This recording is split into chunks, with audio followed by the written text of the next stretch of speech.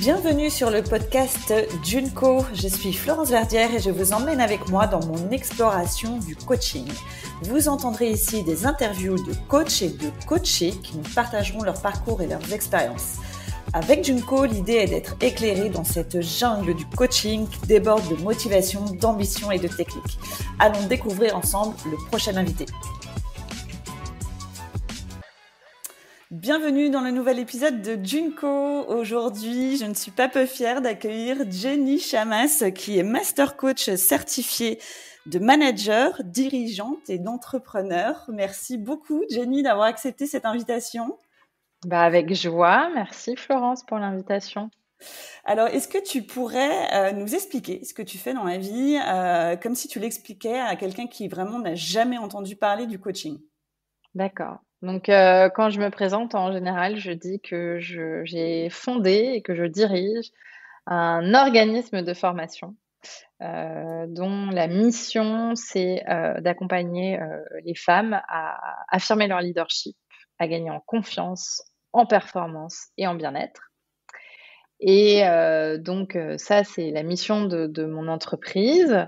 Et moi, je suis formée au coaching et je suis master coach. Et en fait, dans mon métier, au-delà d'être chef d'entreprise, quand je coach, je suis là pour questionner, interroger les personnes que j'accompagne, pour qu'elles puissent répondre à leurs propres problématiques. Et en fait, au lieu d'aller chercher les réponses à l'extérieur d'elles et des solutions à l'extérieur d'elles, moi, je suis une facilitatrice qui va leur permettre, en fait, à travers le fait de se poser des bonnes questions, de trouver les réponses en elles. Et donc, plus précisément, moi, mon métier, c'est d'aider les femmes à oser davantage, à oser prendre le lead, à oser diriger et à lever tous les challenges qu'elles rencontrent sur ce chemin. D'accord. Est-ce que tu pourrais nous expliquer, nous éclairer la différence entre coach et master coach? Oui, alors, quand on est coach certifié, ça veut dire qu'on a une formation pour devenir coach. Quand on est master coach, on a fait une autre certification en plus qui permet déjà de développer ses compétences de coaching, hein, donc de passer un cap, et aussi de former des coachs. Ok, d'accord.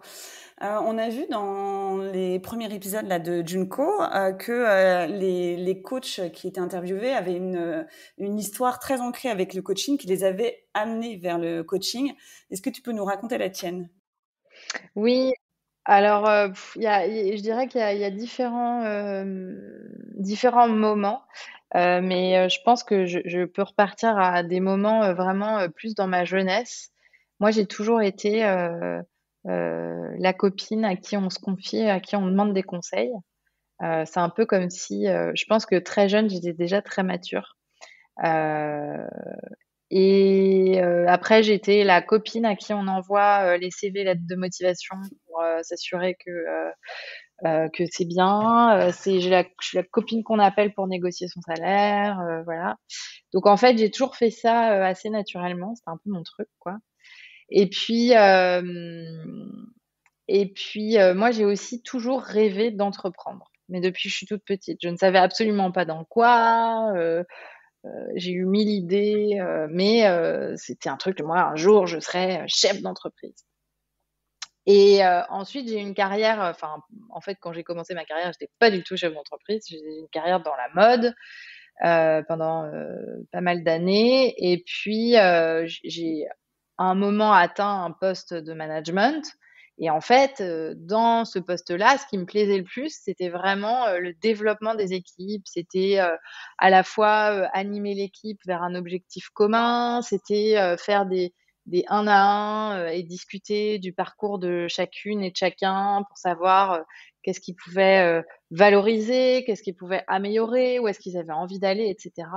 Et donc, là encore, cet aspect-là de moi ressortait.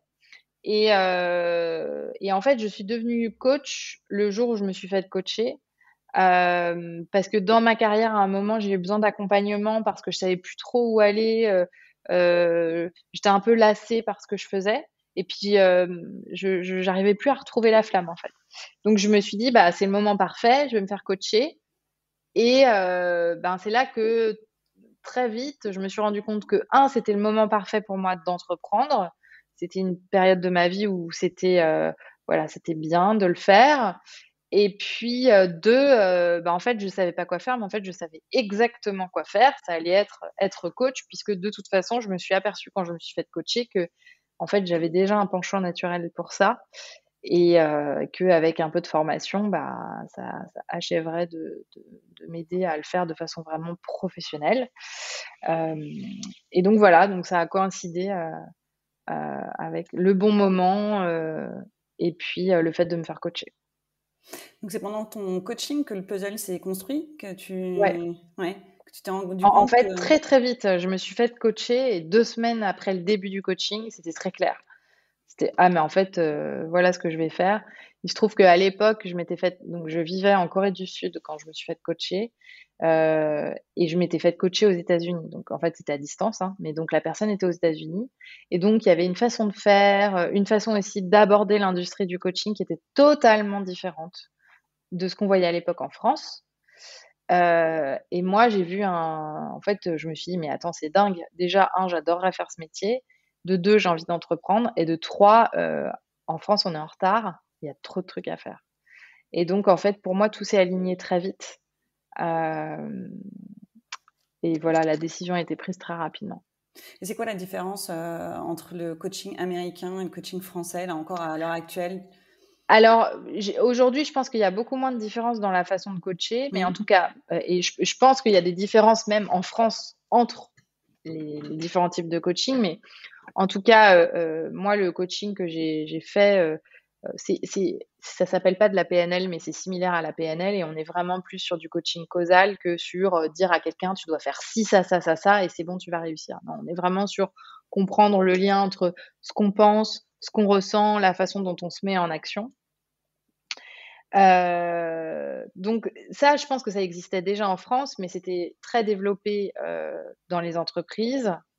Pas vraiment, dans le life coaching, donc les gens qui font appel à des coachs dans leur vie privée et puis la deuxième grande différence, c'était l'aspect business. En fait, heu, les coachs en France, quand on reg et même les écoles de coaching, hein, ça c'était il y a 6 ans maintenant, quand tu regardais leur site internet, c'était horrible. Enfin, c'était des sites internet, hyper vieillots, ils avaient pas de réseaux sociaux, ils communiquaient pas, et puis moi, quand j'avais appelé pour me renseigner sur les écoles, on m'avait dit, enfin les écoles elles-mêmes m'avaient dit: «Attention, vous risquez de ne pas gagner votre vie en étant coach, c'est compliqué» et cetera. Alors qu'aux États-Unis, c'était, bah, déjà, chaque, leader, chef d'entreprise, et même, les gens dans la vie, ils ont tous un coach, parce que ça permet de se sentir bien, ça permet d'atteindre ses objectifs et cetera et moi, l'école aux États-Unis me disait: «Bah, évidemment que tu peux gagner ta vie en faisant du coaching, c'est un métier», donc voilà, les discours étaient tellement différents que moi, pour moi, c'était beaucoup plus attirant, ce côté-là et je me suis dit: «Mais en fait, si on faisait la même chose en France, ça marcherait bien» et la preuve, c'est que, bah, aujourd'hui, l'industrie du coaching en France explose. OK, par rapport aux offres, que tu proposes, à ton avis, pourquoi tes clientes te choisissent? Qu'est-ce qui leur donne envie de te faire confiance et de se lancer? Alors, je pense qu'il y a un élément, très important, c'est, le podcast. Donc moi aussi, j'ai un podcast qui s'appelle Femmes ambitieuses, que j'anime depuis, oh là là, ça va faire 5 ans en septembre. Dingue. Hem et donc il y a 239, épisodes, je crois, à ce stade ou un truc comme ça. Ça, c'est un outil qui permet aux personnes de, me connaître mieux, de comprendre mon approche parce que c'est des épisodes dans lesquels je parle justement d'outils de coaching, et donc c'est un outil qui permet d'entrer en relation avec moi, voilà, à travers l'écoute et de se dire, «Ah bah tiens, j'aime bien ce qu'elle raconte» ou «J'aime pas ce qu'elle raconte». Donc en fait, les personnes qui continuent à l'écouter, qui un jour ont besoin de coaching, elles ont déjà établi une relation de confiance avec moi, d'une certaine façon. Et enfin, je pense que du coup, ce qui attire dans ce que je fais, bah, c'est déjà le fait que je m'adresse à une cible très particulière, les femmes leaders. Alors, ça regroupe beaucoup de femmes, hein, mais en fait, je parle de leadership. Ça parle pas à tout le monde. Je ne parle qu'aux femmes. C'est un choix aussi. Et puis, je suis ouvertement féministe. Et ce qu'on m'a dit souvent, les personnes qui écoutent le podcast et qui ensuite ont travaillé avec moi, qui m'ont dit ce qu'elles aimaient, c'était l'authenticité. Donc voilà. Donc je pense que et d'ailleurs ça va bien avec la façon dont on choisit son coach. On a envie que ce soit un bon fit, voilà, que le courant passe. Et j'ai la chance d'avoir un média qui permet aux personnes de prendre le temps de savoir, ok, déjà, est-ce que ça me parle, est-ce que le courant va passer, et puis après on se parle pour de vrai, mais il y a déjà un bout du chemin qui est fait. Ok. Et justement, là, ça prend beaucoup d'ampleur. C'est vrai que le podcast, ça te permet de rester quand même accessible malgré tout. Puisque là, on le voit sur le compte Instagram, sur la com, sur LinkedIn, etc. Et c'est vrai que le podcast, ça permet effectivement de pouvoir t'écouter, prendre le temps et de rester finalement hyper accessible, je trouve. Ouais. Et puis c'est un super outil pour partager des idées. Oui, Enfin, bon, de ouais. toute façon, c'est pas à toi que je vais je vais C'est clair. l'apprendre. Pour toi, est-ce qu'il y a des bonnes conditions de départ justement pour qu'un coaching soit réussi, qu'au final ta cliente soit satisfaite et avancée dans son cheminement et dans sa problématique de départ? Ouais, alors déjà, la première condition et la condition sine qua non, c'est de se sentir bien et à l'aise avec son coach. C'est-à-dire qu'il faut pas se forcer. Je pense vraiment que si le courant passe pas, faut pas se poser trop de questions. C'est que ça passe pas et c'est OK. En fait, il y a assez de coachs pour trouver la personne avec qui on se sent bien. Parce que c'est pour moi un prérequis pour se faire coacher. Parce que le coaching nécessite à un moment donné d'oser la vulnérabilité. C'est-à-dire qu'on est obligé à un moment donné de dire ce qui va pas, ce qu'on n'arrive pas à faire comme on veut, nos faiblesses, pour pouvoir justement les travailler. Et ça se fait pas si on n'est pas bien avec notre coach. Donc je dirais que ça, c'est vraiment un prérequis. Et puis, après, pour atteindre des résultats, il y a plusieurs choses. Déjà, la première chose, c'est que le coach, il crée les conditions nécessaires, il va te donner des moyens, mais c'est pas lui qui atteint les résultats. Donc, ça veut dire que la personne qui se fait coacher, elle doit s'engager envers elle-même à faire ce travail. Mais ce travail, entre guillemets, à la fois de prise de recul sur soi, de questionnement, de travail émotionnel et d'action, eh bien, il se fait dans un temps indéfini. Et ça, c'est hyper important à comprendre, c'est-à-dire on ne réagit pas toutes et tous pareil aux mêmes outils, aux mêmes questions, etc. Et je pense qu'il faut vraiment se détacher de l'idée de performance, parce que en fait, du coup, sinon, on se met la pression. Donc moi, il m'est arrivé, c'est intéressant, hein, des personnes. Je travaille, enfin, j'ai créé un programme de coaching qui dure 6 mois où j'accompagne les femmes en groupe. Il m'est déjà arrivé que des personnes, au bout de 2 semaines, un peu comme moi, en fait, quand je m'étais faite coacher, bam, elles aient un déclic phénoménal et qu'en fait, elles atteignent leur objectif hyper vite parce que il leur fallait juste le kick pour y arriver. Et puis, il y en a, ça m'est arrivé plusieurs fois, qui m'envoient un message et qui me disent: «Jenny, je comprends pas. Ça fait 3 mois que je suis dans le programme et en fait, j'ai l'impression que rien n'a changé dans ma vie». Et donc moi, je dis toujours, à ces personnes-là, je dis avec le sourire parce que vraiment, j'ai beaucoup d'amour, pour mes clientes, mais en fait, c'est pas grave, continue. Bah, parce que c'est des personnes très engagées dans le coaching, c'était pas des personnes qui foutaient rien ou qui mais non, mais continue, fais-toi confiance, te mets pas de, voilà, te mets pas de pression et laisse-toi faire et tu vas voir, ça va venir.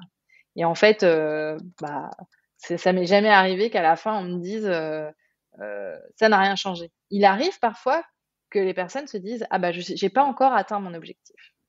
Mais il y a quand même des choses qui sont mises en place, il y a quand même des choses qui ont changé. Elles se sentent beaucoup plus aux manettes et plus confiantes. Mais je pense qu'il y a un prérequis, c'est pas se foutre la pression, parce que sinon, on s'auto-sabote en fait.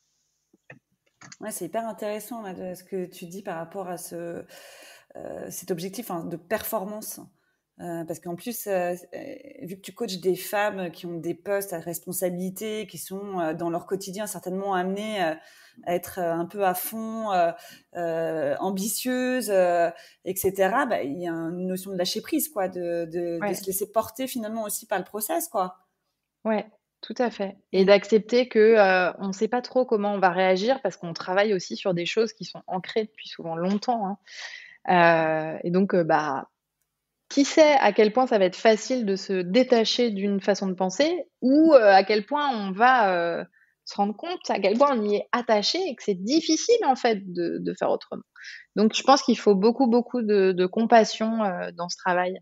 Euh, Moi, j'invite beaucoup mes clientes à beaucoup d'autocompassion. Vraiment, faut pas être dans le jugement. Et quand on crée ces conditions-là, c'est un peu comme quand on accompagne un enfant et qu'on veut l'aider dans ses apprentissages, dans sa découverte, etc. Si on le fait avec beaucoup de compassion euh, et qu'on montre à l'enfant qu'il peut avoir confiance en lui, il a beaucoup plus de chances de réussir. Alors que si on lui tape sur les doigts en lui disant ce que tu fais, c'est pas bien, ça devrait aller beaucoup plus vite, là, bah, en fait, c'est dans ces moments-là qu'il se bloque et que ça n'avance plus. Et comment tu gères si, dans un coaching de groupe, justement, il y en a au bout de 2 semaines, waouh, révélation et du coup, j'imagine ça doit se voir, ça doit s'entendre, forcément le groupe apporte au groupe, mais aussi on voit qu'il y en a qui avancent plus vite que d'autres. C'est des femmes qui ont l'habitude peut-être limite d'être compétitrices, de se dire: «Je vais y arriver», voilà, et il y en a qui arrivent avant d'autres. Comment on gère cet équilibre, entre elles? Ouais, alors c'est une super question. Évidemment, l'être humain a toujours envie de se comparer. Donc malheureusement, même si, nous en amont, évidemment, on fixe un cadre dans lequel, il est dit très clairement que, on est dans un endroit, bon, évidemment, où tout est confidentiel, mais aussi, il y a pas de jugement et donc on attend de ça de chacune d'entre elles. Mais en fait, ce qui se crée assez naturellement et c'est ça qui est magique, c'est que, bah, les personnes du groupe vont aller célébrer la personne, qui a réussi. Et puis les personnes qui écoutent un coaching, d'une autre personne et qui voient, qu'elle a une problématique à laquelle elles savent répondre, vont aller l'accompagner, la soutenir et en fait, il y a un échange qui permet qu'il y ait de l'élan et donc en fait, je me rappelle, une fois, j'avais une cliente qui m'avait dit, elle avait un rendez-vous pour lequel elle s'était faite coacher, elle devait aller négocier, c'était un truc un peu touchy. Elle m'a dit: «Mais quand je suis rentrée dans la salle, je vous ai tout imaginé derrière moi». Elle parlait de toutes les autres Ouais. femmes du groupe et ça m'a donné vachement de force pour y aller, et donc nous, je dis nous parce que je suis pas la seule coach dans le programme. Puisqu'on coach un groupe, on est quand même plusieurs coachs pour accompagner le groupe. Hem, on crée aussi les conditions pour ça. Donc par exemple, on a une messagerie écrite sur laquelle il y a un canal dans lequel chacune partage, ses kiffs et ses succès. On conditionne aussi les personnes à s'habituer à déjà se célébrer, célébrer les petites choses, célébrer les grandes choses et célébrer les autres participantes. Et donc ça devient aussi quelque chose de positif. Et puis les jours où, parce que ça arrive aussi, certaines se disent: «Bah merde, moi j'ai l'impression de ne pas y arriver, je vois les gens avancer». Bah ça, c'est un sujet de coaching. Et donc dans ces cas-là, on leur dit: «Bah écoute, amène ça en coaching, on va te coacher dessus parce que en fait, c'est un super sujet».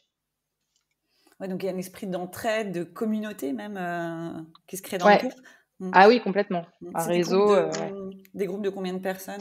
Bah, écoute, c'est variable, mais là, par exemple, en ce moment, on a une quarantaine de personnes, Mmh. qui sont dans le même groupe et en fait, après, ben, selon les affinités, elles vont peut-être aussi se connecter en privé, et c'est assez magique parce que, là, la semaine dernière, on a fait un séminaire où on a réuni, 70 de nos clientes. Et il y en avait plein qui se connaissaient pas parce qu'elles étaient des groupes qui avaient pas été au même moment. Et en fait, elles disent: «Bah, c'est génial d'avoir fait ce coaching parce qu'en fait, ça casse toutes les barrières. En 2 minutes, Mmh. tu es capable de te raconter des trucs hyper profonds alors que tu t'es jamais rencontré avant. Parce que bah, tu sais que tu es dans cet environnement bienveillant et puis tu sais aussi que les personnes en face de toi, elles ont les mêmes outils. Donc, elles ont les outils pour prendre du recul, pour avoir, enfin voilà, ne pas se juger. Donc, c'est assez magique. Et justement, imagine que ces femmes-là, il y a un petit groupe qui se crée, elles dînent ensemble et elles parlent de ton coaching. Qu'est-ce que tu aimerais qu'elles en Oh là. disent? Alors, moi, j'aimerais qu'elles en disent que ça leur sert. J'imagine que ce rendez-vous a lieu, je sais pas moi, après le coaching, quoi, Ouais. un peu de temps après le coaching, et elles se disent mais c'est génial, ça m'aide encore au quotidien. Et tu sais pas quoi, j'ai réussi à négocier mon augmentation de salaire. Et ah bah tiens, contacte une telle que j'ai rencontrée dans le coaching parce qu'elle fait ça, ça pourra peut-être t'aider. Voilà, c'est ça que j'ai envie de voir. Et il y a quand même un truc ultra gratifiant quand tu es coach, c'est de voir tes coachés bah, atteindre leurs objectifs et réussir ce qu'ils entreprennent. Mais je pense qu'il y a un truc qui est hyper important et que je répète souvent aussi à mes coachés, quand parce qu'elles me disent souvent, mais c'est grâce à toi. Et en fait, je dis toujours, ben, en fait, non. Et ça, c'est hyper important. C'est que moi, enfin, et mon équipe, on est là pour donner des outils, pour coacher aussi.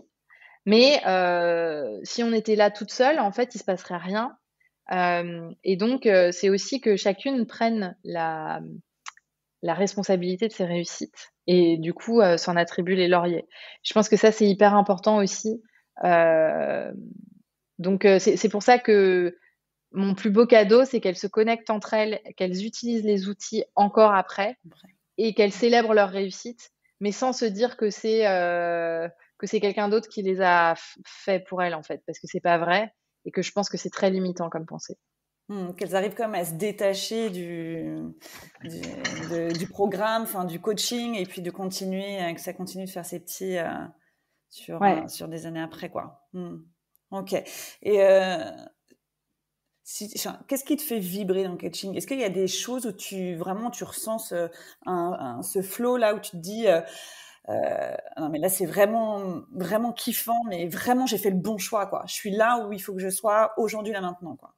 Ouais, bah, tu vois, le séminaire qu'on a organisé la semaine dernière où, pendant une journée, on a fait, enfin une réunion avec, du coaching, du networking et cetera.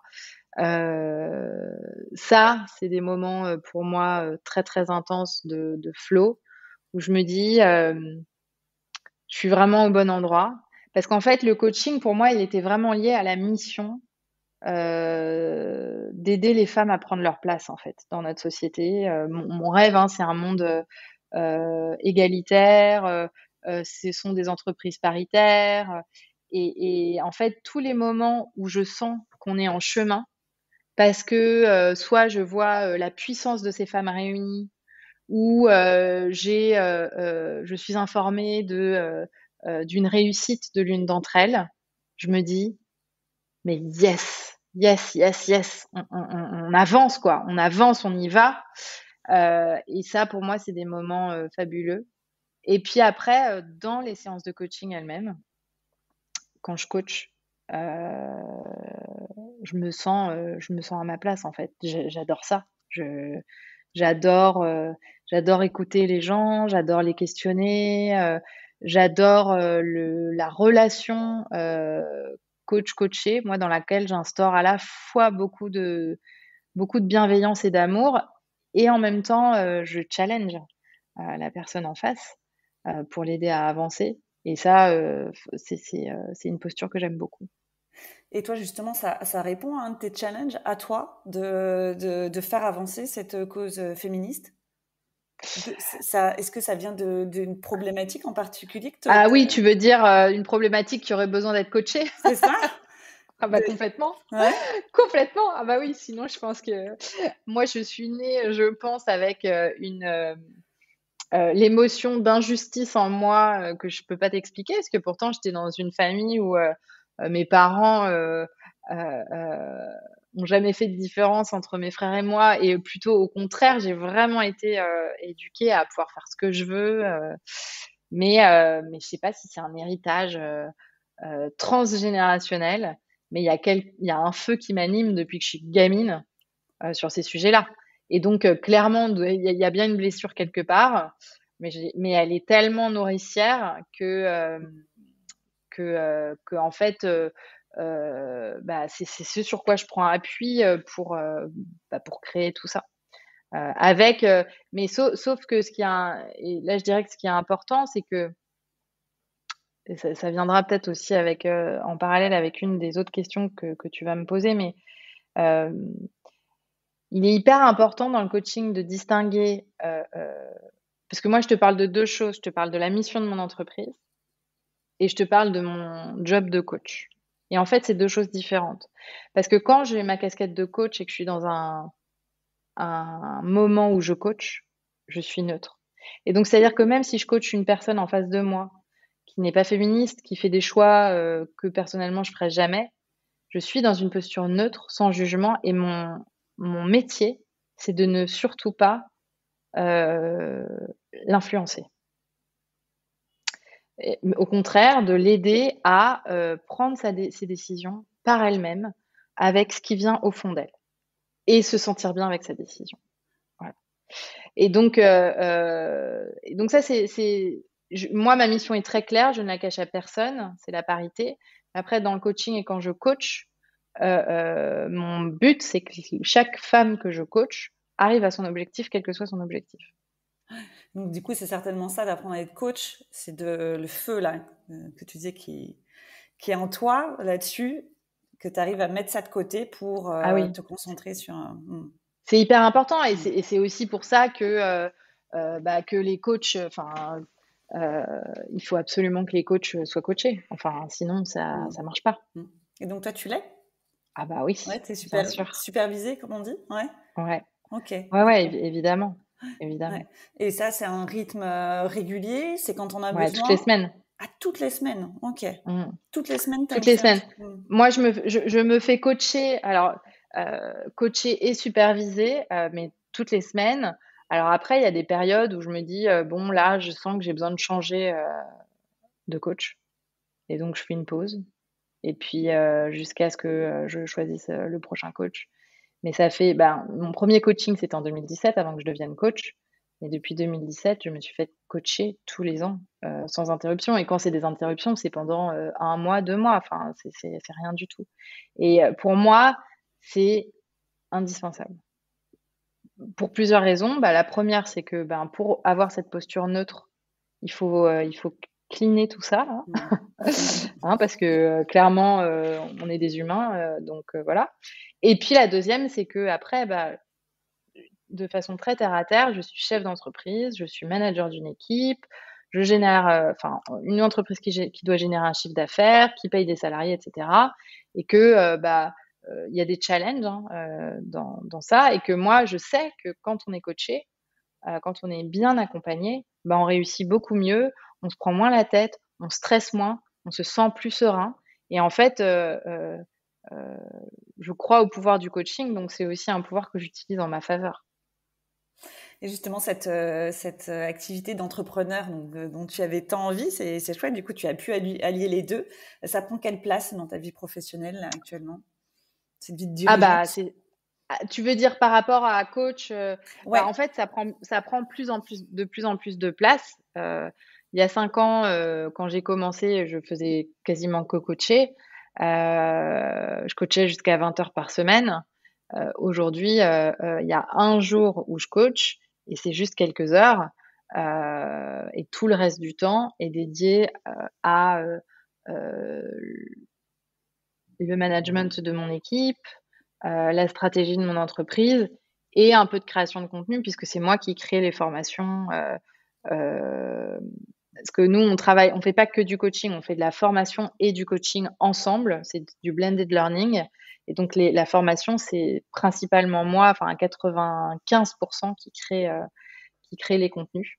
Donc, ça fait aussi partie de mon métier. Donc, du coup, tu as construit une équipe autour de toi. Ouais.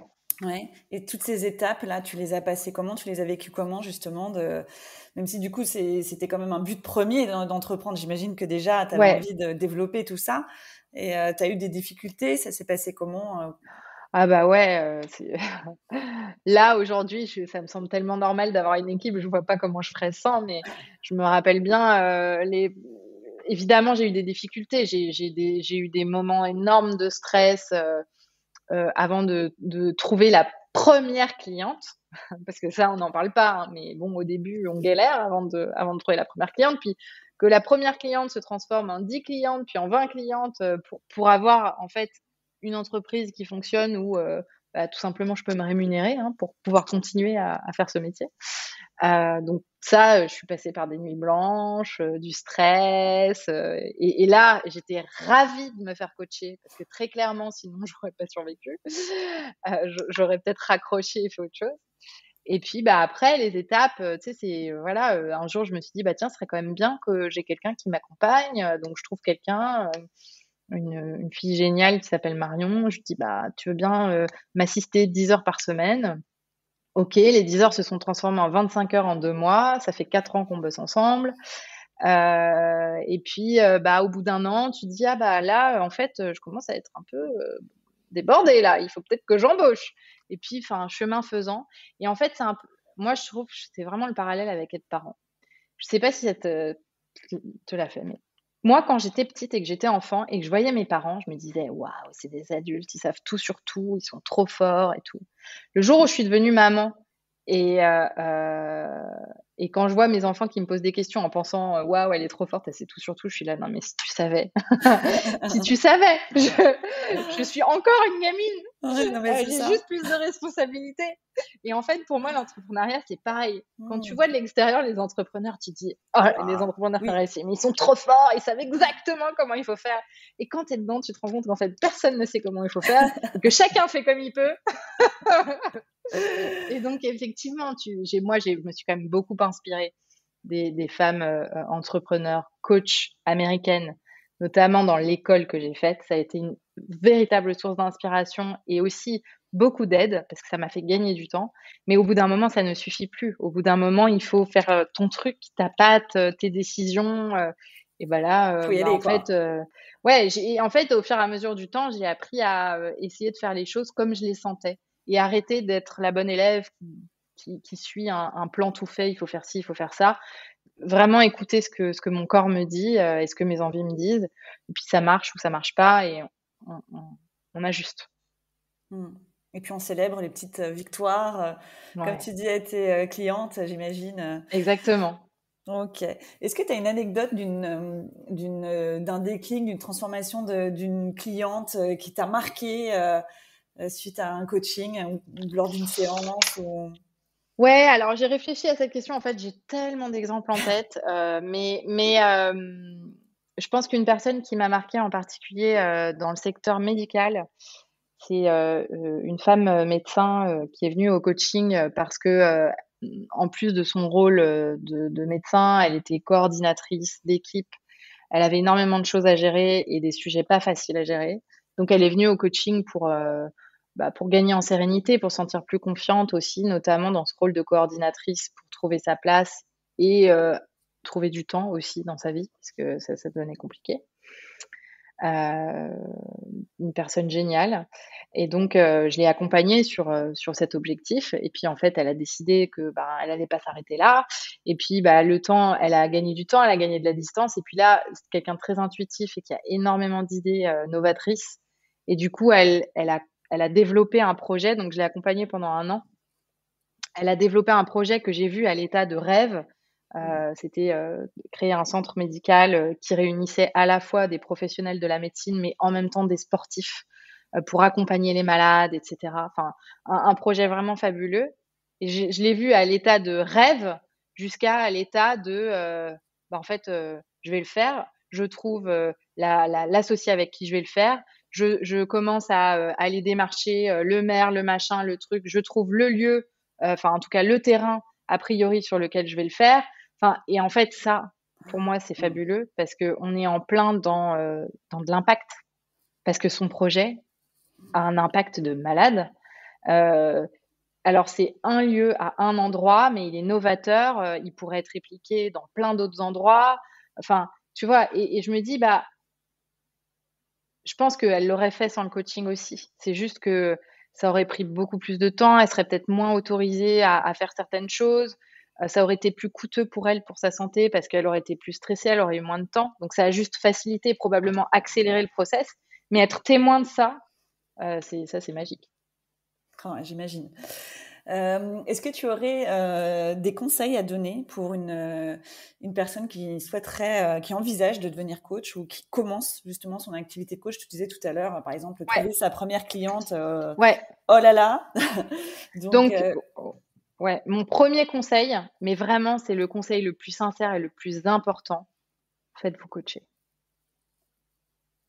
Mais c'est essentiel et je sais à quel point parfois on se dit: «Oui, mais je commence, j'ai pas le budget, moi je crée mon entreprise et cetera». Mais en fait, quand on est coach, on attend que les gens nous achètent du coaching. Donc ça veut dire qu'à un moment, les gens vont décider d'investir en eux pour, atteindre leurs objectifs. Si nous, on n'est pas capable de le faire en amont, il y a un truc pernicieux dans la dynamique. Donc ça, c'est mon premier conseil, et parce que, bah, pour être un bon coach, c'est bien de se faire coacher. Le deuxième conseil, c'est, enfin moi, je sais qu'un truc qui me taraudait au début, c'était de me dire: «Il faut que je sache exactement à qui je m'adresse, pour savoir exactement l'offre que je fais et cetera». Ben, en fait, non, c'est pas vrai. Au début, il faut juste, essayer de coacher, coacher, coacher, trouver toutes les opportunités, coacher, et au fur et à mesure du temps, ça va s'affiner, les appétences vont s'affiner, on va voir plus clairement ce qu'on a envie de faire, comment on a envie de le faire, et en fait, c'est vraiment, en fait, être coach, c'est aussi être en mouvement. Donc moi, je croyais qu'il fallait que ce soit très clair, que mon marketing soit parfait mmh, pour pouvoir trouver des clientes, alors qu'en fait, je me focalisais sur des choses qui me faisaient perdre mon temps. Il faut juste se focaliser sur, en fait, j'ai une compétence qui peut aider beaucoup de gens. Il faut que je dise aux gens que je peux les aider, je peux les accompagner, leur proposer mon aide. Ils disent non, bah ils disent non. Ils disent oui, on y va. Et au fur et à mesure du temps, je vais voir dans quel domaine je pense que j'apporte le plus de valeur, qu'est-ce que je préfère coacher. Et là, je vais pouvoir être plus claire sur quel type de coach je suis, qui sont mes clients, voilà. Et enfin, dernière chose, hem, je pense que il faut bien se connaître pour savoir si on veut être coach indépendant ou coach en entreprise. Parce que quand on est coach indépendant, on ne fait pas du tout que coacher. Parce que, bah, pour pouvoir être coach, il faut trouver des clients. Donc ça demande, du commercial, du marketing et cetera. Donc ça demande du temps. Donc c'est en être conscient. Il y a des gens qui adorent. Moi, je fais partie des gens, qui adorent. Mais il y a des gens qui voudraient faire que coacher. Dans ce cas-là, bah, peut-être que la direction à prendre, c'est, trouver une entreprise, dans laquelle coacher. ok, super intéressant. Super intéressant ce que tu dis là par rapport au fait de. C'est vrai que tous les coachs que j'interviewe, enfin, vous avez tous votre domaine, quoi. C'est très ciblé, tout le monde sait ce qu'il fait, etc. Et c'est assez réconfortant finalement de t'entendre dire que ça se fait au fil du temps et qu'en fait, faut y aller, faut coacher, faut faire. Et puis petit à petit, ça va s'affiner. On va trouver son affinité, quoi. Là où, comme tu dis, où on Ouais. apporte le plus de valeur. C'est hyper intéressant parce que ouais, Ouais, moi j'ai changé de nom de site, de nom de podcast. Ah J'ai oui, changé, plein de fois, ok. mais oui, mais donc vraiment Mm. quand je dis ça, c'est vraiment sincère. Ouais. C'est-à-dire en fait, il y a peut-être, 3 ans, ça fait 5 ans, mais il y a peut-être 3 ans que vraiment ça s'est posé et ancré, que c'est le leadership des femmes. Mm. Ok, d'accord. Du coup, tu as dit que tu étais master coach et tu as dit que tu avais un organisme de formation. Mmh. Il n'y a pas de formation de coach d'envisager dans l'avenir? Ah! C'est une question qu'on me pose souvent. À ce stade, je l'envisage pas parce que je crois pas que ce soit l'endroit où j'aurai le plus d'impact de Ok. former des coachs. En revanche, un truc qui m'importe beaucoup, c'est que je pense qu'aujourd'hui, hem, les leaders et notamment les managers qui ont des équipes, doivent savoir coacher, doivent avoir des Mm. compétences de coaching, même s'ils sont pas nécessairement formés pendant, 3-4 mois et cetera. Mais pour être un bon manager, surtout dans des métiers de plus en plus spécialisés, de plus en plus tech, quand le manager n'a aucune idée de comment fait son collaborateur, comment il fait son métier. Ce qui va faire la différence, ça ne va pas être l'expertise technique, ça va être la capacité à comprendre les enjeux de la personne, la challenger, l'accompagner. Et ça, ce sont des compétences de coach.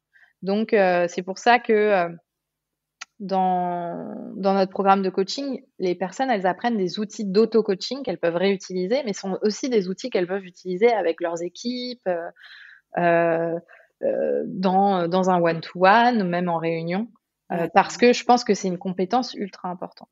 Ouais, donc il y a quand même de la transmission déjà d'outils, quoi. Ok. Pour finir, est-ce que tu aurais une recommandation d'une personne coach ou d'une personne qui a été coachée pour inviter sur Junko pour continuer notre exploration? Alors, clairement, une personne coachée, mais il faudrait que je lui demande son avis. C'est la personne dont j'ai parlé tout à l'heure. Donc voilà, si elle a envie de témoigner de son histoire, voilà. Et puis sinon, dans les coachs, moi mais je sais pas si c'est possible, mais j'ai pensé à des coachs qui moi m'ont beaucoup inspirée, qui m'ont coachée aussi. Qui sont mais toutes les 3 américaines, mais donc je vais quand même donner leur nom parce qu'elles gagnent à être connues. Cara Lowenthal, qui est une coach américaine féministe. Il y a Bev Aaron, qui elle est une coach canadienne vraiment spécialiste de l'intuition et d'un coaching très intuitif et très connecté au corps et aux émotions. Et puis mon amie Erin Aquin, qui est également canadienne et qui elle a une approche du coaching très spirituelle. Voilà. Et donc toutes les 3 sont extrêmement différentes et c'est ça qui est fabuleux. Et donc juste pour boucler la boucle, en fait trouver un coach avec qui on s'entend bien finalement, c'est assez facile parce que en fait chaque coach a une personnalité différente et des appétences différentes et donc voilà, ça donne un panel assez varié. Ok.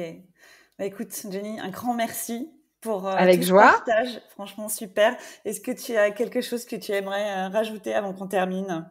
Oui, alors j'ai un petit cadeau pour tes auditrices et auditeurs. On a un petit cahier sur le thème de travailler moins et kiffer plus, qui est quelque chose que je pense très important dans la vie.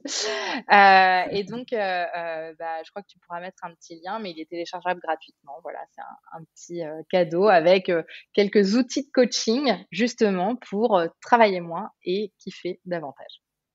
Génial, on ira voir ça, c'est super sympa. Et puis du coup tous les mardis, c'est la sortie, la mise en ligne d'un de tes épisodes, du coup, Femme ambitieuse. Donc on ira. Enfin, moi j'écoute déjà. Mais, allez-y, ça donne vraiment effectivement des outils qu'on peut mettre en place déjà. C'est un premier bon contact du coaching. Ça permet déjà de voir où on peut aller, ce qu'on peut faire, et ça permet un bon point de départ pour pouvoir envisager pourquoi pas une suite après. Top. Merci beaucoup Jenny encore de ta participation, c'était vraiment chouette. Merci pour ce temps et puis on va suivre tes aventures bien sûr de près. Hâte de voir où t'en seras du coup dans 5 ans. Voilà. Ouais, j'ai vraiment hâte. Et puis pourquoi pas refaire un petit point quoi. Carrément, avec plaisir. Merci beaucoup Florence. Merci beaucoup d'avoir écouté cet épisode. Pour soutenir Junko, rien de plus simple. Il vous suffit de noter un avis 5 étoiles et un joli commentaire sur Apple Podcast ou Spotify. Vous pouvez aussi retrouver toutes les actualités du podcast sur Instagram sur le compte junko.podcast. Un grand merci à vous et à très bientôt pour un nouvel épisode.